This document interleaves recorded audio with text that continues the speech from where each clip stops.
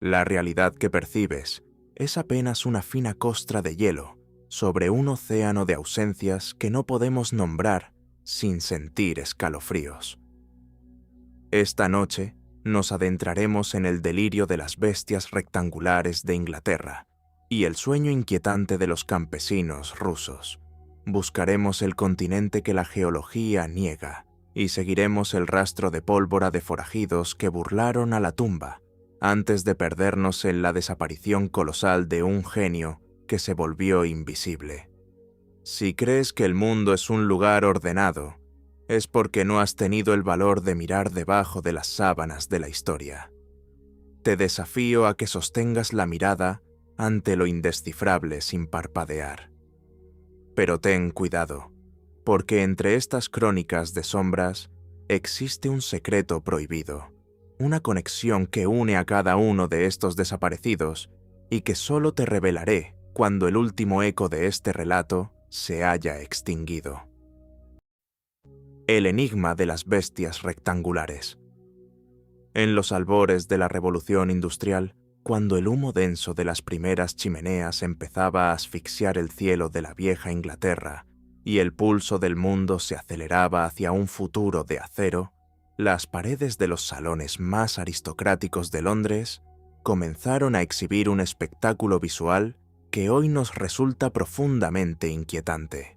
Si hubieras cruzado el umbral de una de esas estancias refinadas en el año 1800, te habrías encontrado frente a un retrato que desafiaba las leyes más elementales de la biología y el sentido común. Enmarcada en oro pesado y opulento, la imagen de un animal, ya fuera un cerdo, una oveja o una vaca, no se presentaba como una criatura viva, sino como un bloque de carne colosal y perfectamente geométrico. Aquellas bestias no eran el resultado de un error del artista o de la impericia de un pintor de provincias. Eran manifiestos visuales de una ambición desmedida, el testimonio gráfico de un enigma que vinculaba la riqueza, el patriotismo y una manipulación casi cruel de la naturaleza. Observar estas pinturas es sumergirse en una pesadilla de proporciones absurdas. El cuerpo del animal se representaba como un rectángulo perfecto, un muro de músculo y grasa con ángulos tan afilados que parecían trazados con regla y cartabón. Sus 4 patas, diminutas y escuálidas en comparación con el volumen hercúleo que sostenían, daban la impresión de estar a punto de quebrarse bajo un peso insoportable. Estas criaturas, alimentadas con avena y aceite hasta la deformidad, eran los estandartes de una revolución silenciosa en el campo británico. Una clase emergente de terratenientes, conocidos como los mejoradores, había dejado de ver al ganado como seres vivos para considerarlos máquinas biológicas. Para estos hombres, una vaca perfectamente cuadrada no era una aberración, sino la prueba asombrosa de que el ingenio humano podía doblegar la biología y moldear la vida a su antojo para maximizar el beneficio. El contexto histórico que parió este fenómeno es tan fascinante como perturbador.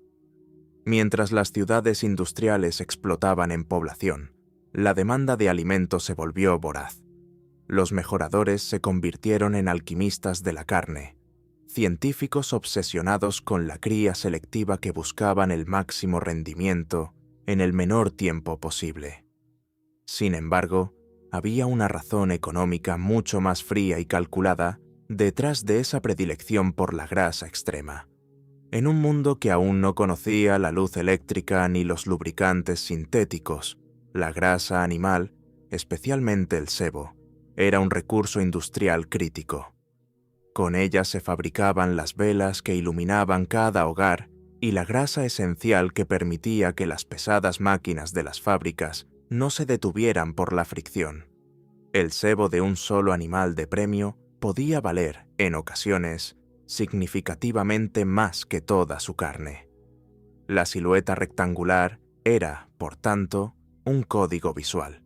Señalaba que el animal transportaba la máxima cantidad posible de ese oro blanco a lo largo de su espalda y costados, La figura más emblemática de esta era de espectáculo agrícola fue, sin duda, el buey de Durham. Nacido en 1796, este animal se transformó en una celebridad nacional, un tótem de la prosperidad británica.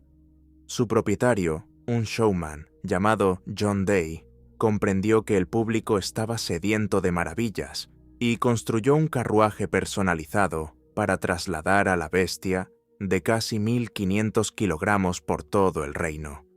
Durante 5 años, multitudes pagaron el privilegio de contemplar a aquel monstruo rectangular, cuya imagen se reprodujo en miles de grabados y grabados que se vendían como recuerdos.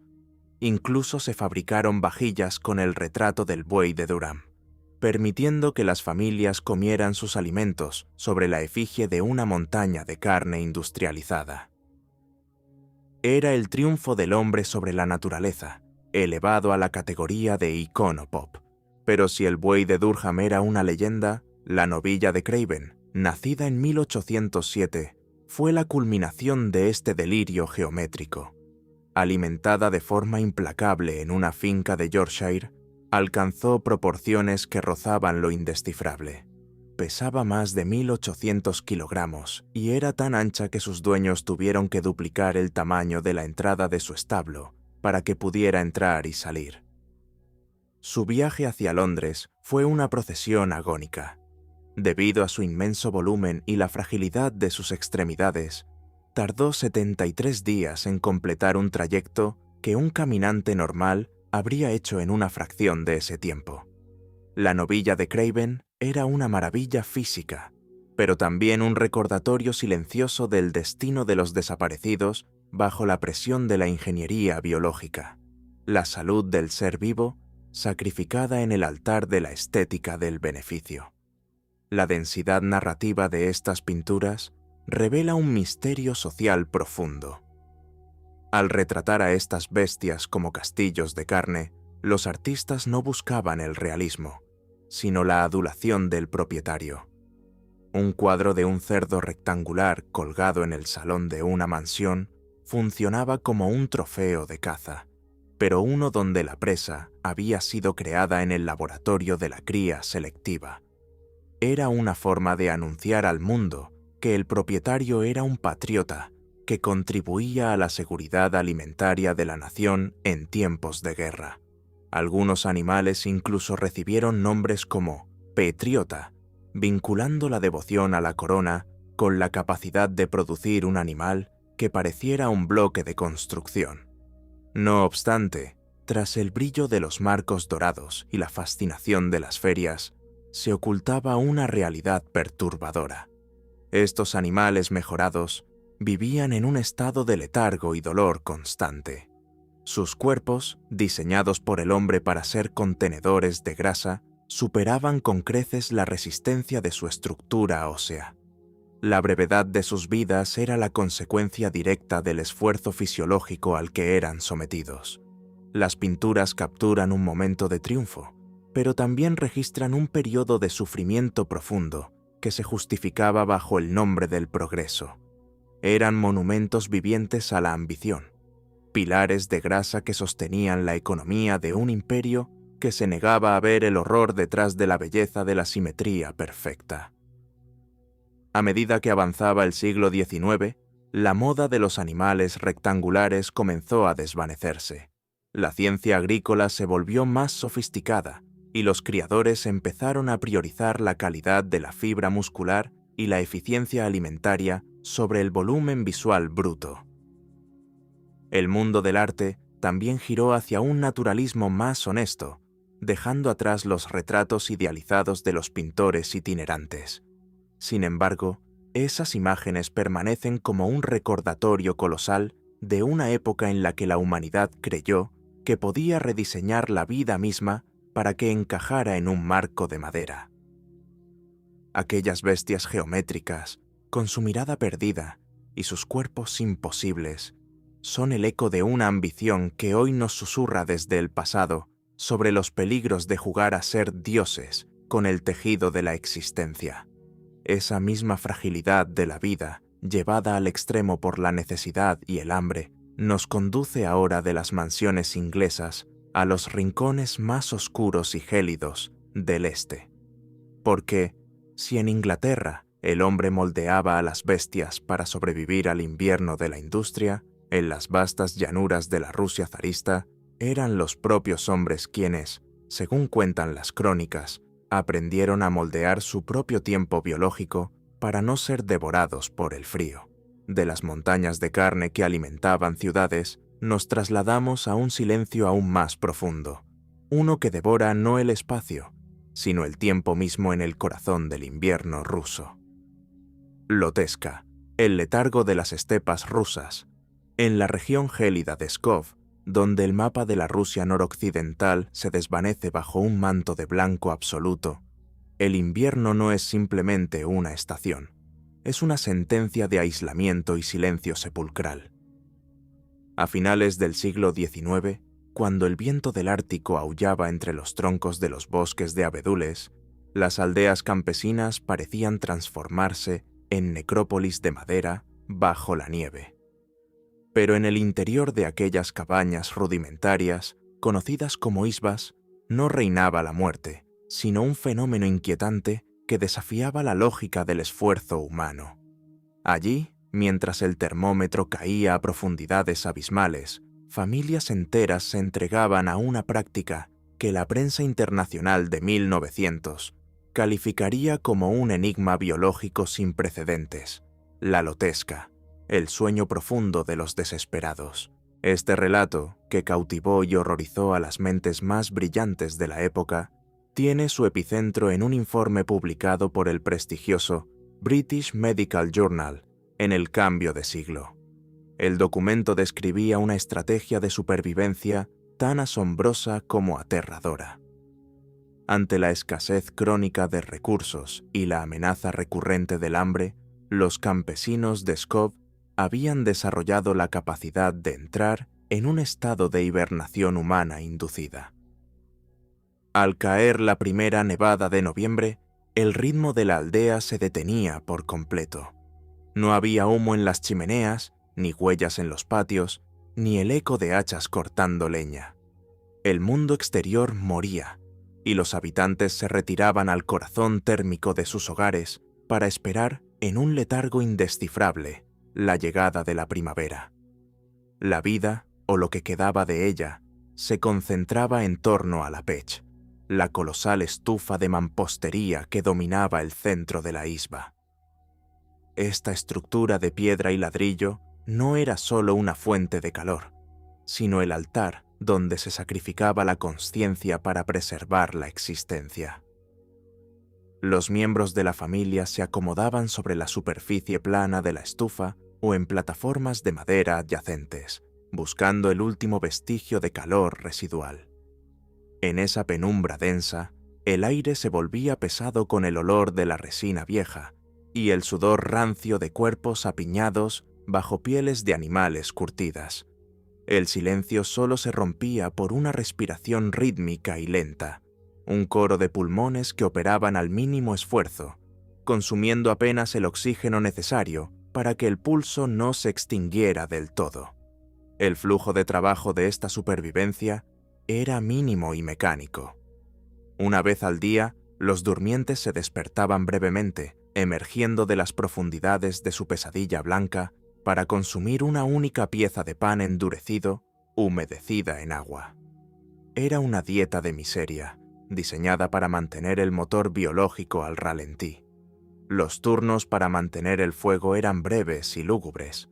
El encargado de vigilar la estufa se movía como un espectro entre sus parientes inmóviles, asegurándose de que el frío cortante del exterior no reclamara las vidas de quienes confiaban en el sueño como escudo.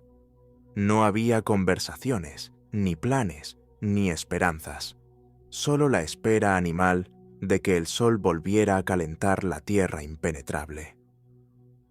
Este suceso, calificado como perturbador por los cronistas occidentales, encuentra sus raíces en la fragilidad extrema de la economía campesina del Imperio ruso. En regiones como Pskov, donde el suelo se volvía de hierro durante casi 6 meses, el hambre no era una tragedia ocasional, sino una expectativa anual. La gran hambruna de 1891 había dejado una cicatriz profunda en el alma de la nación, y la lotesca era la respuesta evolutiva de un pueblo que no tenía nada más que su propio metabolismo para negociar con la parca. Reducir la actividad física a cero no era una elección cultural, sino una necesidad física brutal. Si no había trabajo que realizar en los campos congelados, cada caloría quemada era un paso más hacia el final de los desaparecidos. Sin embargo, el término lotesca guarda su propio misterio lingüístico. Los investigadores modernos han señalado que la palabra no existe formalmente en el idioma ruso, lo que ha llevado a algunos a pensar que el informe original fue un engaño o un error de transcripción colosal. Es probable que se tratara de una deformación de lezca, un término que describe el acto de yacer o acurrucarse. Pero más allá de la precisión semántica, el horror del suceso reside en la veracidad de la condición humana bajo presión extrema. Aunque los humanos no poseemos la maquinaria biológica para una hibernación verdadera como la de los osos, el estado de letargo inducido por la desnutrición severa es una realidad documentada. Aquellos campesinos no estaban durmiendo un sueño reparador. Estaban habitando una zona gris entre la vida y la ausencia total de ella, donde el cuerpo consume sus propios músculos para proteger el corazón. El impacto de esta noticia en 1900 fue fascinante. Revistas de Nueva York y Londres debatían si la raza humana podría aprender de estos campesinos para colonizar climas extremos o incluso para viajes futuros. Pero la realidad en las islas de Pskov carecía de todo romanticismo científico. Era una existencia de privación sensorial absoluta. Los testigos que ocasionalmente cruzaban estas regiones hablaban de una atmósfera de irrealidad, de entrar en hogares donde el tiempo parecía haberse congelado junto con el paisaje. Ver a una familia entera, desde el anciano hasta el niño más pequeño, sumida en una inmovilidad estatuaria bajo el tenue resplandor de una lámpara de aceite, era una visión que perseguía a los viajeros durante el resto de sus vidas. La lotesca plantea una paradoja colosal: la victoria de la voluntad sobre la biología a través de la rendición total. Al negarse a vivir plenamente, estos hombres y mujeres lograban evitar el destino de los desaparecidos, que el invierno reclamaba sin piedad en las carreteras y bosques. Es el drama humano de la resistencia pasiva llevado a sus últimas consecuencias. Cuando la primavera finalmente llegaba en abril y el deshielo convertía los caminos en lodo, los campesinos de Pskov se despertaban de su largo exilio interior. Emergían de sus cabañas pálidos, demacrados y con la mirada perdida, pero vivos. Retornaban al arado y a la tierra con una naturalidad que resultaba casi más inquietante que su sueño previo. Hoy, la historia de la lotesca sobrevive como un mito fronterizo entre la sociología y la leyenda urbana. Aunque los registros administrativos de la época se perdieron en las tormentas de la revolución y la guerra, el concepto de un sueño invernal masivo sigue resonando como una metáfora de la paciencia rusa. Fue una estrategia de supervivencia nacida del barro y el hielo, un capítulo misterioso en la historia de la resistencia humana ante la naturaleza indomable.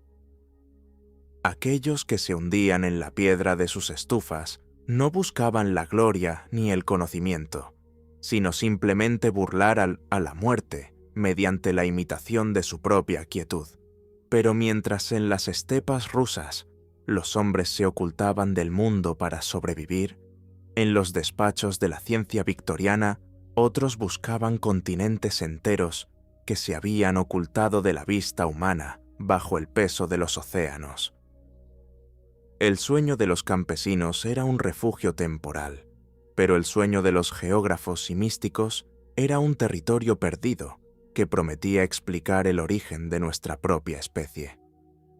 De las cabañas sepultadas en la nieve de Pskov, nuestra crónica se desplaza ahora hacia las profundidades cálidas del Océano Índico, donde la ciencia y la fantasía se fusionaron para dar nombre a un reino desaparecido. Lemuria, el puente perdido entre dos mundos, lo que la geología niega con la frialdad de sus leyes tectónicas, la leyenda lo sostiene con una fuerza que desafía cualquier lógica científica convencional. Nos enfrentamos a una paradoja colosal, un continente que no debería existir según los mapas del presente, pero que durante casi un siglo fue el pilar sobre el que se construyó el origen de la humanidad y el destino de especies enteras. Este es el enigma de Lemuria, un territorio sumergido bajo el peso implacable del Océano Índico, una tierra que nació como una hipótesis zoológica respetable para terminar convirtiéndose en una pesadilla de proporciones místicas y dimensiones indescifrables. Mientras las estepas rusas de Pskov se hundían en el silencio del invierno, las mentes más brillantes de la era victoriana se sumergían en las profundidades marinas, buscando el eslabón perdido que uniera los cabos sueltos de la creación. Todo comenzó con un rastro biológico que la razón no podía ignorar. En la mitad del siglo XIX, los científicos se toparon con un misterio que desafiaba la distribución natural de la vida: la presencia de lémures, esos primates de ojos magnéticos y movimientos espectrales, en regiones tan distantes como la India y la isla de Madagascar.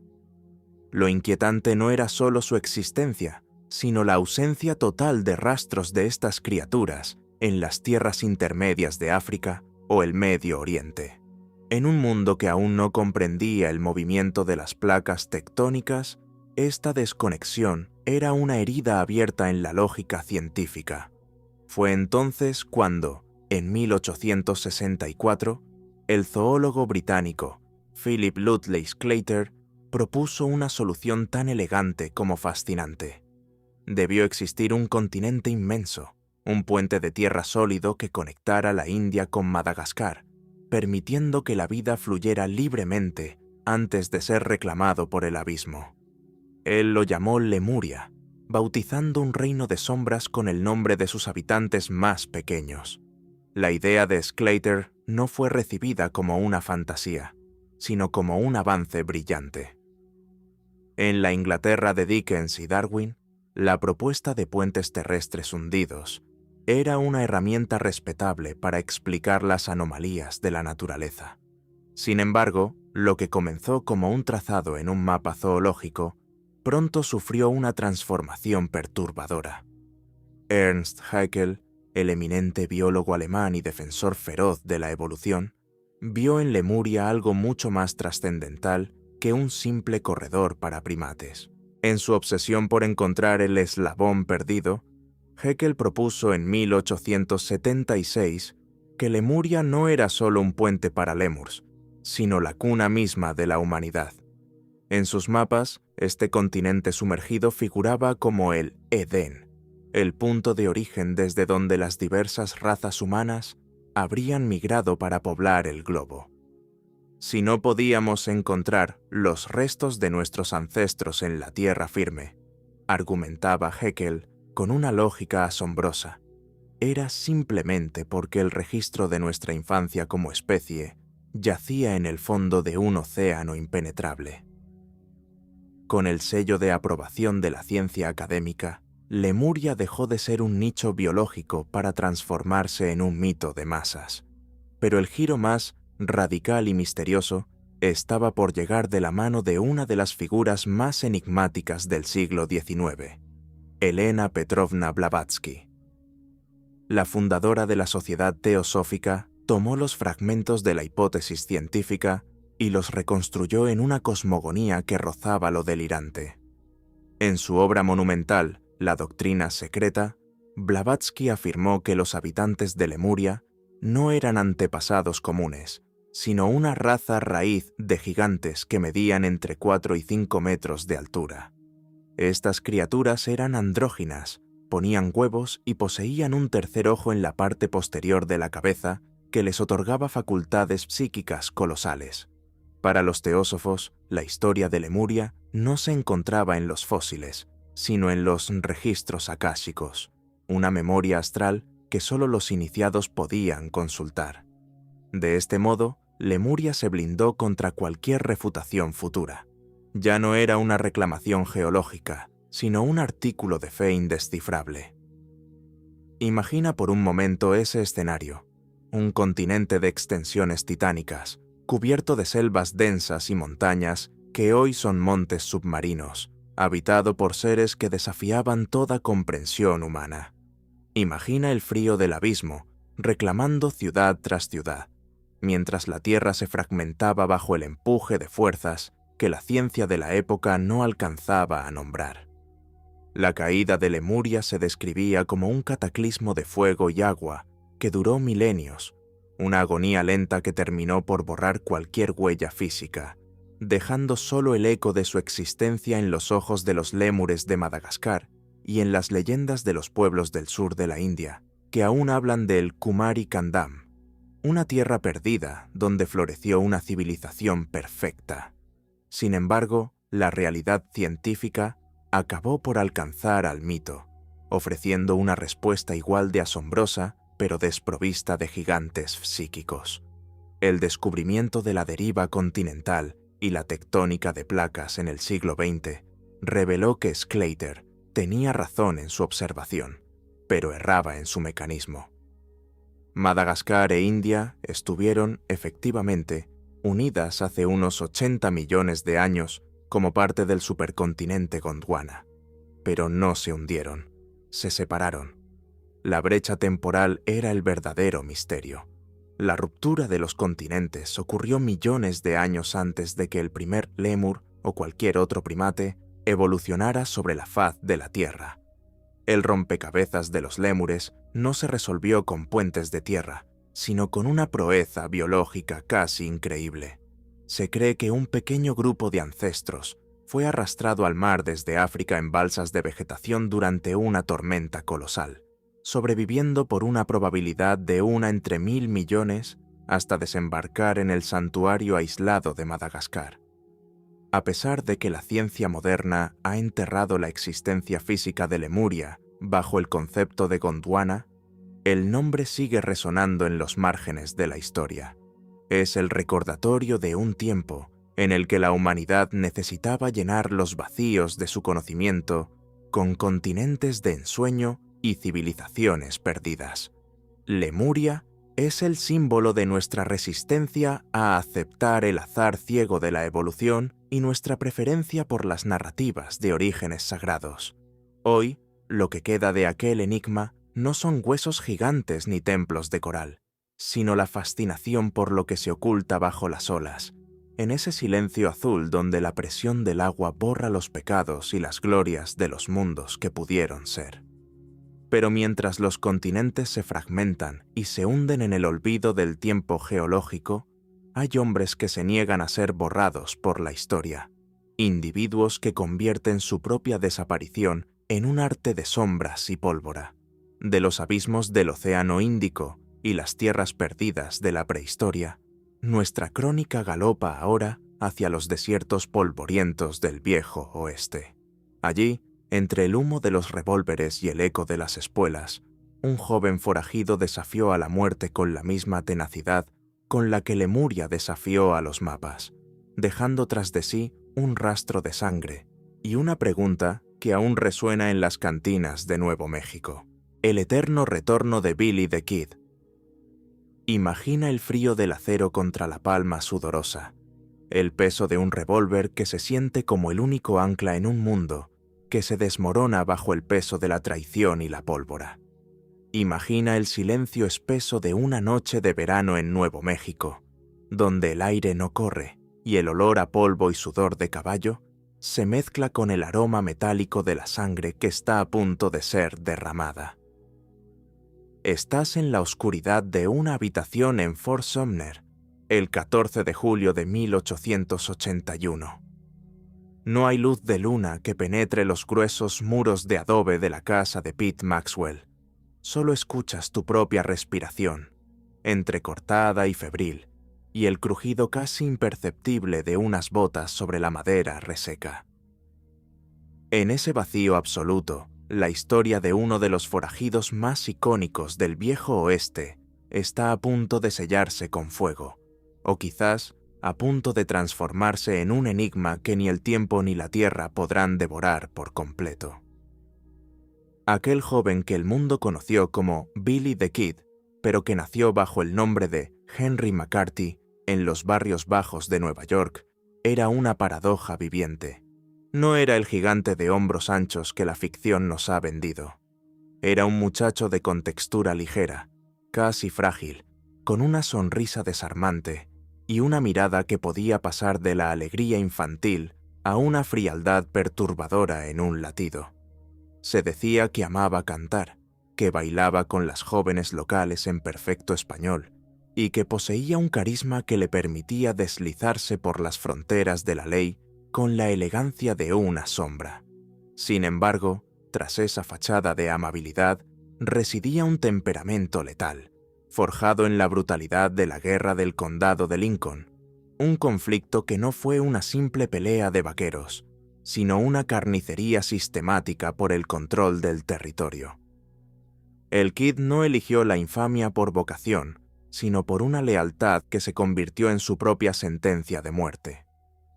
Cuando su empleador y figura paterna, John Tunstall, fue asesinado por una turba corrupta aliada con el Anillo de Santa Fe, el joven Henry no buscó refugio, sino justicia bajo sus propios términos. Se unió a los reguladores, un grupo de hombres dispuestos a limpiar el condado de la corrupción con sangre. Aquella fue su universidad del crimen, el lugar donde aprendió que en la frontera la única autoridad real es la que se ejerce con el dedo en el gatillo.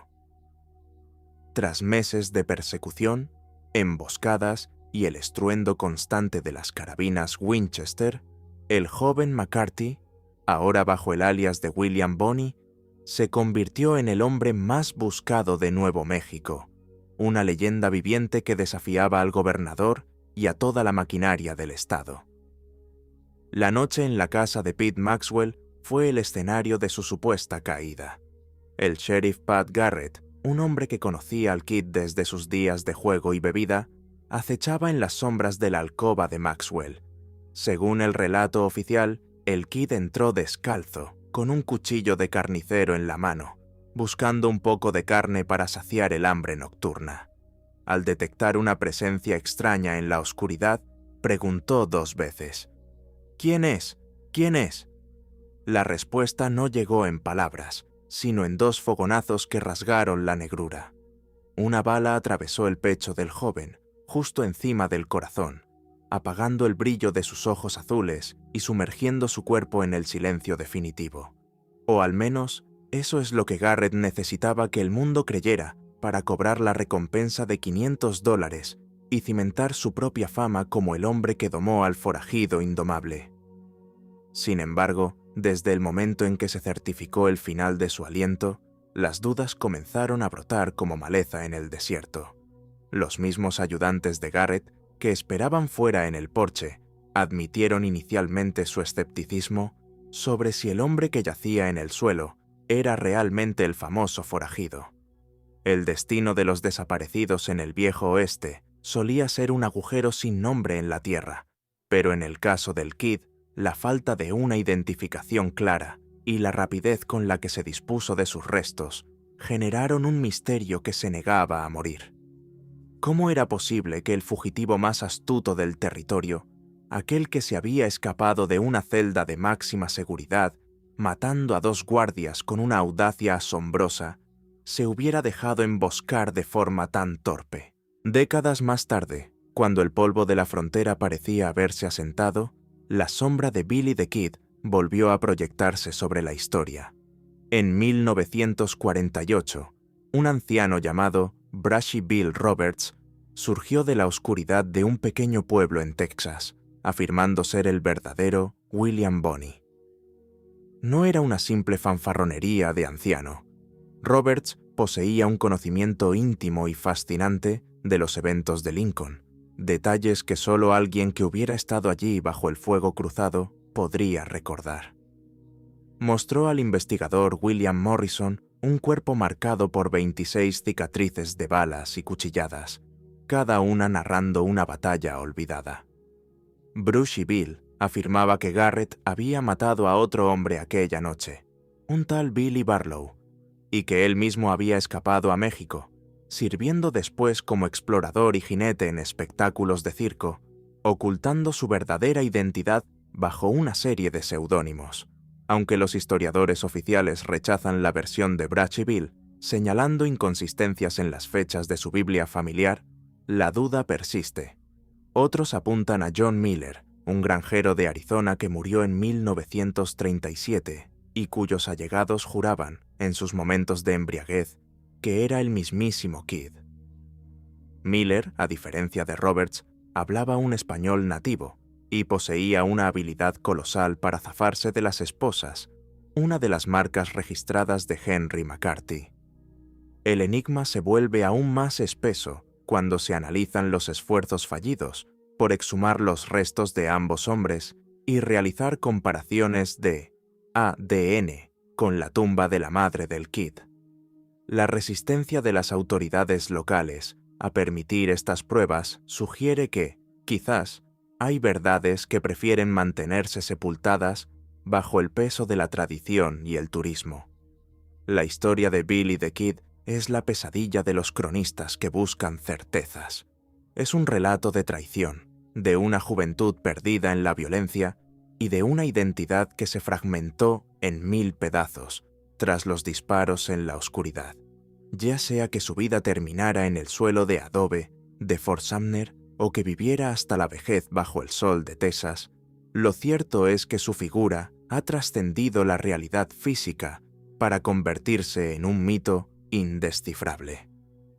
Representa la lucha del individuo contra el sistema, la delgada línea entre el héroe y el villano, y la fascinación eterna de la humanidad por aquellos que logran desvanecerse en el horizonte justo antes de que la justicia los alcance.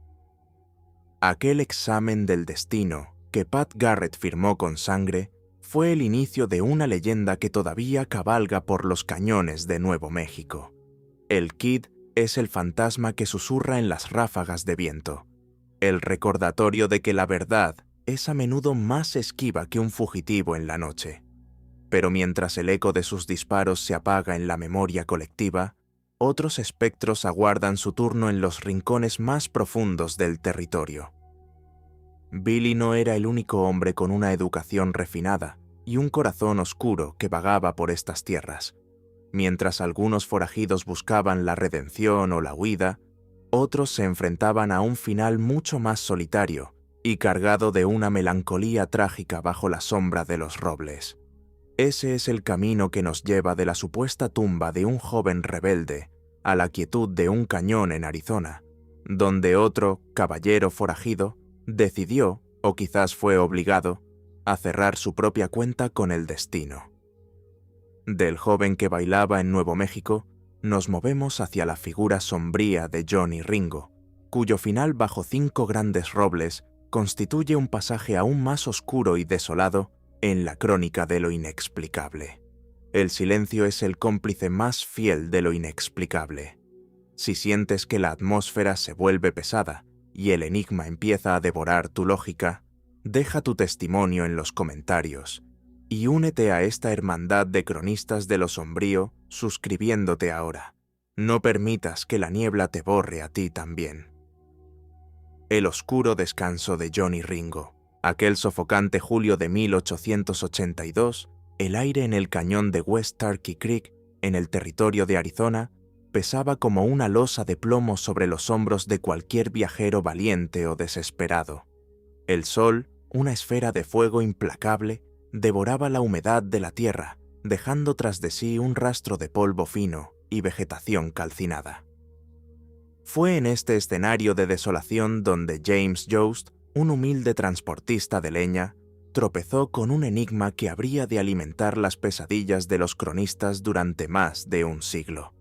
Su perro, un animal habituado a los peligros del desierto, comenzó a emitir un gruñido bajo y vibrante, un sonido de puro terror instintivo que erizó el vello de la nuca de su dueño.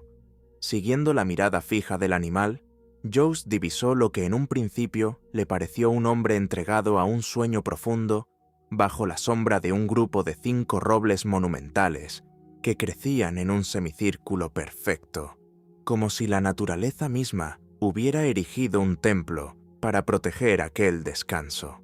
Sin embargo, al acercarse, la realidad se reveló con una crudeza inquietante. El hombre no dormía. Estaba sentado sobre una roca plana, con la espalda apoyada contra el tronco rugoso de uno de los robles, pero su cabeza colgaba hacia un lado con una rigidez antinatural. Se trataba de Johnny Ringo, uno de los pistoleros más temidos, y paradójicamente, más cultos de la frontera. Una sola herida de entrada en la sien derecha revelaba el destino final de aquel hombre. El proyectil había salido por la parte superior del cráneo, llevándose consigo los pensamientos de un individuo que siempre pareció habitar un mundo diferente al de sus rudos contemporáneos. Lo que convertía la escena en un misterio indescifrable no era solo la muerte en sí, sino los detalles que la rodeaban. Ringo estaba descalzo, con los pies envueltos en jirones de su propia camisa interior, y su caballo, con las botas de cuero todavía atadas a la silla, sería encontrado días después a kilómetros de distancia. Para comprender cómo Johnny Ringo terminó sus días en aquel rincón olvidado del mundo, es necesario analizar el tejido mismo de su atormentada existencia. Nacido en Indiana en 1850, su vida quedó marcada por una tragedia asombrosa y sangrienta cuando apenas tenía 14 años. Mientras su familia migraba hacia el oeste en una caravana, el joven Ringo presenció cómo su padre se volaba accidentalmente la cabeza con un disparo de escopeta frente a sus propios ojos. Aquella imagen del rostro de su progenitor, desintegrándose bajo el sol de la pradera, fue la semilla de una melancolía oscura que germinaría en una personalidad compleja. Ringo no era el típico forajido ignorante. Se dice que llevaba consigo volúmenes de Shakespeare y de los clásicos latinos, y que era capaz de citar poesía mientras limpiaba el cañón de su revólver. Era el caballero de los cowboys, un hombre de una educación refinada atrapado en la piel de un asesino de sangre fría. Su llegada a Tombstone lo situó en el epicentro de una de las disputas más legendarias de la historia. Ringo se convirtió en el brazo ejecutor y el cerebro estratégico de la facción de los cowboys, los enemigos jurados de los hermanos Earp y de Doc Holliday. Su rivalidad con Holliday era especialmente fascinante, pues ambos eran hombres cultos, enfermos de una desesperación existencial que solo el alcohol y la pólvora lograban mitigar momentáneamente. Se cuenta que Ringo llegó a desafiar a Wyatt Earp y a Holliday a un duelo a muerte en plena calle, ofreciéndoles un extremo de un pañuelo mientras él sostenía el otro, una invitación al suicidio mutuo que solo la intervención de la ley logró detener. Ringo no buscaba la victoria, buscaba un final que estuviera a la altura de su amargura. La versión oficial que el jurado de instrucción emitió tras el hallazgo del cuerpo fue el suicidio. Se argumentó que Ringo, sumido en un estupor alcohólico y deprimido por la aniquilación de sus amigos a manos de la cabalgata de venganza de Wyatt Earp, decidió poner fin a su propia vida. Los testimonios hablaban de un hombre que, semanas antes, había visitado a su familia en California solo para ser rechazado por sus hermanas, quienes se avergonzaban de su reputación como criminal. Solo, sin bando y con el alma rota, Ringo se habría adentrado en el cañón para entregarse a la muerte.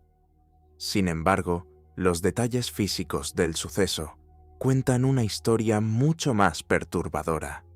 ¿Por qué un hombre que decide quitarse la vida se tomaría la molestia de quitarse las botas y envolverse los pies en telas? ¿Cómo explicar que el cinturón de cartuchos de su revólver estuviera abrochado al revés, una equivocación impensable para un profesional del gatillo como él? Pero el detalle más macabro, y que dispara todas las alarmas de un posible crimen, fue el pequeño corte circular encontrado en su cuero cabelludo, una herida limpia que parecía haber sido realizada por alguien que buscaba un trofeo, un pedazo de la piel de aquel que fue considerado el rey de los forajidos de Arizona. Esta evidencia sugiere que Johnny Ringo no apretó el gatillo, sino que fue la víctima de una ejecución silenciosa y calculada. Las sospechas de una eliminación por mano ajena recaen sobre 3 nombres que resuenan con fuerza en los anales del crimen.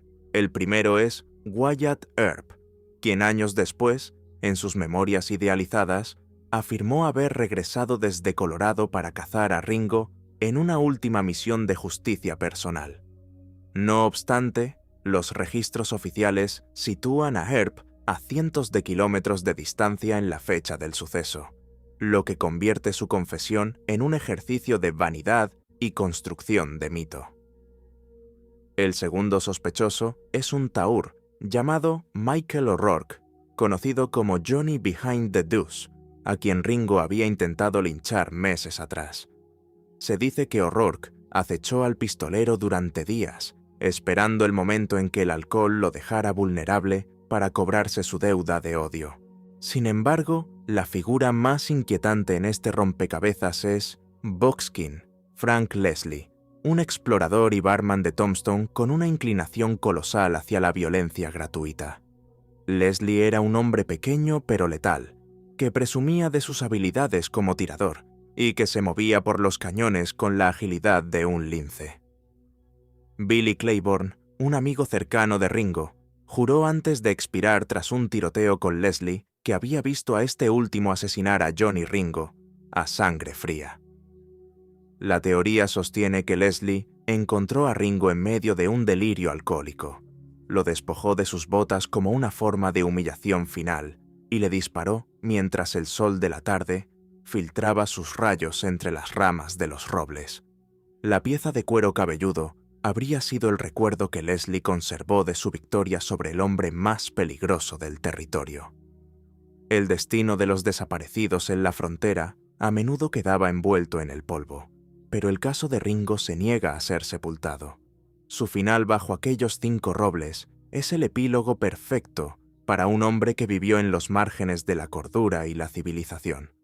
Ya fuera por su propia mano, empujado por los fantasmas de su infancia, o por la traición de un enemigo emboscado, Johnny Ringo se convirtió en una leyenda de soledad y tragedia.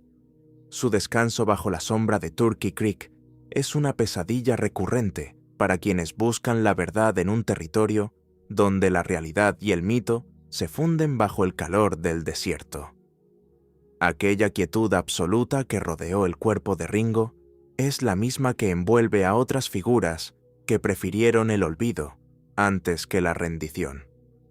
Porque la frontera no solo devora a hombres con armas, sino también a mujeres cuya identidad es un tapiz de secretos tejidos entre el polvo de las llanuras y el frío de las montañas del sur. Mientras Ringo encontraba su paz violenta en Arizona, en las sombras de la historia se movía una mujer cuyo rostro, capturado en una sola fotografía, es el único rastro de una existencia que desafió a la ley en 2 continentes antes de desvanecerse para siempre. Etta Place, la mujer que se fundió con el polvo, en las áridas llanuras de Texas y en las cumbres escarpadas de los Andes, donde el viento no pide permiso para borrar las huellas de los hombres, se forjó el relato de una mujer que habitó el centro de una tormenta de pólvora y oro antes de desvanecerse en el olvido más absoluto. No busques su nombre en las partidas de nacimiento de los pueblos fronterizos, pues Etta Place no fue más que un velo, una construcción de sombras diseñada para ocultar una identidad que la historia, por más que ha escarbado en la tierra reseca del pasado, no ha logrado exhumar. Ella fue la pieza más fascinante y, al mismo tiempo, la más indescifrable del rompecabezas de la banda salvaje, acompañando a Butch Cassidy y al Sundance Kid en un periplo que los llevó desde los asaltos a trenes en las llanuras estadounidenses hasta la soledad infinita de la Patagonia argentina. Su existencia es un enigma que se sostiene sobre un único pilar físico, una fotografía tomada en un estudio de Nueva York en 1901, una imagen que es, a la vez, una ventana a su alma y un muro infranqueable para nuestra curiosidad. Aquel retrato, capturado en el estudio D. Young, en la bulliciosa Union Square, nos muestra a una mujer de una belleza serena y una confianza que resulta asombrosa para su tiempo. Viste un traje de viaje elegante, de cuello alto y encaje fino, y en su solapa brilla un reloj de oro de la casa Tiffany's, un regalo de Butch Cassidy, que simboliza la prosperidad criminal de un grupo que parecía haber burlado al destino. A su lado, Harry Longabaugh, el Sundance Kid, posa con la rigidez de un hombre que sabe que su cabeza tiene un precio, pero ella, Etta, sostiene la mirada de la cámara con una inteligencia que sugiere que siempre fue mucho más que una simple compañera de huida. Aquella foto fue concebida como un anuncio de matrimonio de facto para enviar a sus allegados, pero se convirtió en la herramienta más letal en manos de la Agencia Nacional de Detectives Pinkerton. Casi de la noche a la mañana, ese rostro refinado pasó de los marcos de plata a los carteles de Se Busca, transformando su imagen en una pesadilla que la perseguiría a través de 2 continentes. El origen de esta mujer es un territorio abonado para la especulación más inquietante. Las teorías sobre quién era, antes de cabalgar junto a los forajidos más famosos del mundo, son tan variadas como los desiertos que cruzó. Algunos investigadores sostienen que era Ethel Bishop, una profesora de música desempleada de San Antonio, que terminó buscando refugio en los brazos de los forajidos tras caer en la miseria. Otros, analizando los censos de la época, sugieren que trabajaba en la profesión más antigua del mundo, en una casa de mala nota frecuentada por la banda. Lo que resulta perturbador es la contradicción que los testigos siempre señalaron. Poseía el lenguaje culto y los modales de una dama educada en la costa este, pero era capaz de disparar un rifle Winchester y cabalgar durante jornadas extenuantes con una destreza que solo se adquiere en la dureza del salvaje oeste. Era una criatura de 2 mundos, una anomalía en un universo de hombres rudos, donde el destino de los desaparecidos solía sellarse con una bala en la espalda. En febrero de 1901, buscando escapar del lazo que los Pinkerton estrechaban sobre ellos, el trío abordó el buque de vapor británico Herminius, con destino a Buenos Aires. Imagina el crujido de la madera vieja de la embarcación, el olor a salitre mezclado con el humo del carbón y la sensación de alivio al ver cómo la línea de la costa estadounidense se hundía en el horizonte. Para Etta, aquel viaje representaba la oportunidad de una reinvención colosal. En el valle de Cholila, en la provincia de Chubut, el grupo compró un rancho inmenso, dedicándose durante años a la cría de ganado y ovejas bajo nombres supuestos. Allí, entre las montañas nevadas de los Andes y las estepas infinitas de la Patagonia, la banda salvaje se convirtió, por un tiempo, en la banda mansa. Etta misma figuraba como propietaria de tierras, un logro extraordinario para una mujer en el exilio. Sin embargo, la paz era una ilusión tan frágil como el cristal. En 1905, la presión de las autoridades argentinas, alertadas por informes que llegaban desde el norte, los obligó a retomar su vida de sombras, realizando asaltos desesperados para financiar una nueva huida hacia Chile. Fue en 1906 cuando el rastro de Etta Place comenzó a fragmentarse de forma definitiva. Agotada por una vida de constante sobresalto, o quizás previendo el final violento que aguardaba a sus compañeros, decidió regresar a los Estados Unidos. Sundance la acompañó en un largo viaje por mar hasta San Francisco, asegurándose de que estuviera a salvo antes de dar media vuelta y regresar al sur, hacia su destino final en los valles de Bolivia. Etta, por su parte, se fundió con la niebla de la ciudad californiana. Se dice que fue vista por última vez en 1907, pero a partir de ahí, la crónica de su vida se vuelve indescifrable. No hay registros de su fallecimiento, ni tumbas con su nombre, ni confesiones finales en el lecho de muerte. Ella simplemente dejó de existir para el mundo oficial, convirtiéndose en el fantasma más elegante de la frontera. A lo largo de las décadas, la ausencia de certezas ha permitido que otras historias intenten ocupar su lugar. La teoría más persistente fue que Etta Place era en realidad Ann Bassett, conocida como la Reina de los Cuatreros, una mujer de Colorado que también tuvo vínculos con la banda. El parecido físico era tan asombroso que, en la década de los 90, un análisis de reconocimiento facial realizado por científicos del Laboratorio Nacional de Los Álamos concluyó que era casi seguro que se trataba de la misma persona. Sin embargo, la historia tiene sus propias trampas. Documentos legales y noticias de periódicos de la época sitúan a Ann Bassett en tribunales de Wyoming en fechas en las que se sabe que Etta estaba en Sudamérica. El misterio permanece. Si no era Ann Bassett, ¿quién era esta mujer capaz de engañar a los expertos un siglo después? Otra sombra que reclama su identidad es la de Eunice Gray, una mujer que dirigió un hotel y una casa de citas en Fort Worth, Texas, y que afirmaba haber vivido en Sudamérica por motivos de salud durante los mismos años en los que Etta estuvo allí. Durante mucho tiempo, la falta de fotografías de juventud de Eunice mantuvo viva la sospecha, pero el hallazgo de imágenes en 2007 reveló rasgos faciales que no coinciden con la mujer del retrato de 1901. Así, Etta Place sigue escapando de cada intento de clasificación, protegiendo su secreto con la misma ferocidad con la que protegía a sus compañeros de los revólveres de la ley. Su desaparición no fue un accidente, sino una obra maestra de la ocultación, el último y más exitoso de todos los robos de la banda, el robo de su propia identidad al registro de la historia. Hoy, la figura de Etta Place sobrevive como el símbolo de una era que se resiste a morir. Es la mujer que vio el final de la frontera, que cruzó océanos buscando una libertad que el mundo moderno le negaba, y que, al final, eligió el silencio antes que la notoriedad. Su destino es la máxima expresión de lo desconocido. Quizás murió en la pobreza en algún rincón de México, o tal vez vivió una vida larga y apacible bajo un nombre que nadie sospecharía. Lo único cierto es que, mientras miramos su reloj Tiffany's en aquella vieja fotografía, ella nos sigue observando con una sonrisa que parece decirnos que la verdad es algo que no estamos destinados a conocer.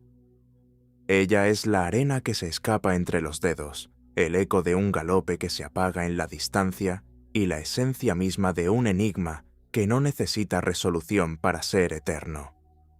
Pero mientras esta mujer se perdía en las sombras del polvo del oeste, en los laboratorios de la vieja Europa, otro genio se preparaba para desaparecer, no por las leyes de los hombres, sino quizás por el peso de un conocimiento que la humanidad no estaba lista para cargar. De la mujer que borró su pasado para salvar su futuro, nos trasladamos al científico que borró su presente, para, tal vez, advertirnos sobre el abismo que se abría ante nosotros. Del desierto andino al mar Mediterráneo, la crónica nos lleva ahora hacia la figura de Ettore Majorana, el físico que predijo el fin del mundo antes de volverse él mismo una partícula invisible en la inmensidad del tiempo. El desvanecimiento de Ettore Majorana, un genio, capaz de predecir la estructura más íntima de la materia, pero incapaz de ser localizado por la mirada de sus contemporáneos. Un hombre que descifró las leyes de lo invisible para terminar convirtiéndose, él mismo, en una sombra. Nos enfrentamos a una paradoja colosal. Ettore Majorana, el físico siciliano que Enrico Fermi comparó con gigantes de la talla de Newton y Galileo, no fue víctima de un accidente común ni de una tragedia ruidosa. Su desaparición en 1938 constituye un enigma que parece haber sido diseñado con la misma precisión matemática con la que él resolvía las ecuaciones del átomo.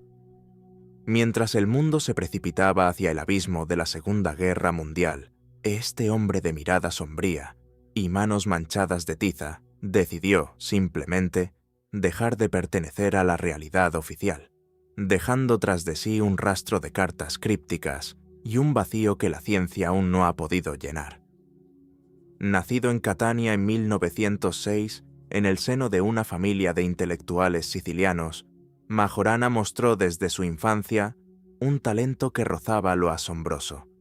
Se dice que, siendo apenas un niño, era capaz de realizar cálculos de raíces cúbicas en su mente mientras jugaba bajo la mesa del comedor, una destreza que más tarde humillaría a los físicos más reputados de Europa. Al unirse al célebre grupo de los chicos de la Vía Panisperna en Roma, bajo la tutela de Fermi, Ettore se convirtió en el oráculo del laboratorio. Sin embargo, su carácter era inquietante. Era un hombre de una modestia patológica, propenso a destruir sus notas en sobres de cigarrillos vacíos tras haber resuelto problemas que a otros les tomaban meses comprender. Majorana anticipó la existencia del neutrón antes de que fuera oficialmente descubierto, pero se negó a publicar sus hallazgos, considerándolos triviales. Para él, el conocimiento no era un peldaño hacia la fama, sino una carga pesada, y quizás una fuente de un horror que solo él alcanzaba a vislumbrar. La atmósfera en la que se movía Majorana en los años 30 estaba cargada de una tensión eléctrica y perturbadora. Tras estancias en Alemania y Copenhague, donde trabajó con mentes como Werner Heisenberg y Niels Bohr, Ettore regresó a Italia transformado. Se volvió un ermitaño absoluto, cerrándose al mundo en su habitación de Roma, negándose a ver a sus amigos y permitiendo que su salud se deteriorara bajo el peso de una crisis mística o existencial de proporciones indescifrables. Sin embargo, en un giro inesperado, en 1937 aceptó una cátedra de física teórica en la Universidad de Nápoles.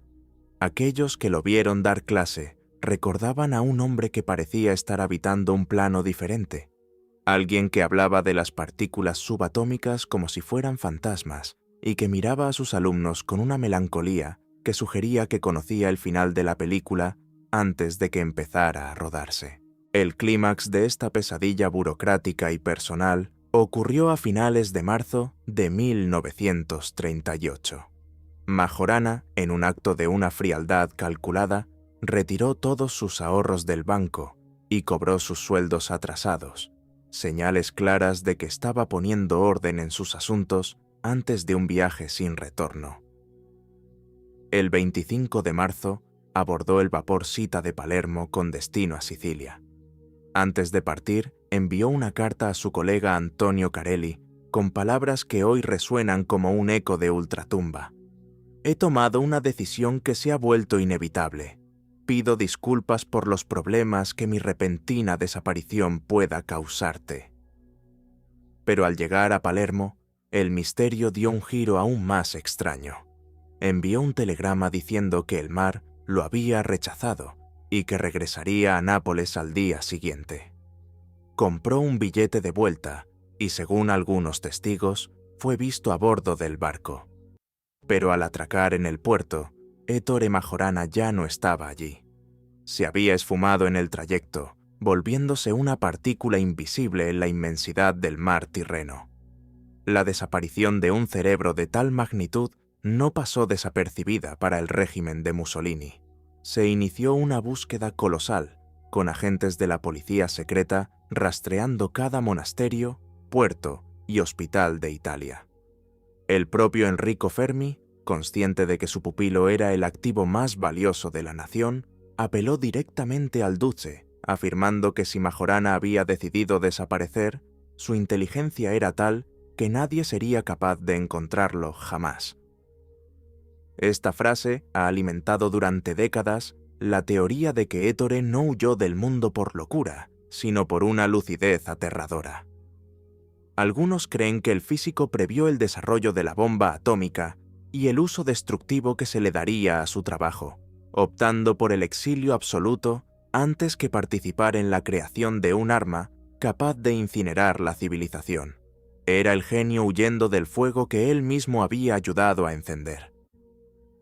El destino de los desaparecidos suele ser un callejón sin salida, pero el caso de Majorana ha seguido arrojando pistas fascinantes hasta bien entrado el siglo XXI. Durante años se rumoreó que se había refugiado en un monasterio cartujo, buscando en el silencio absoluto la paz que las ecuaciones le negaban.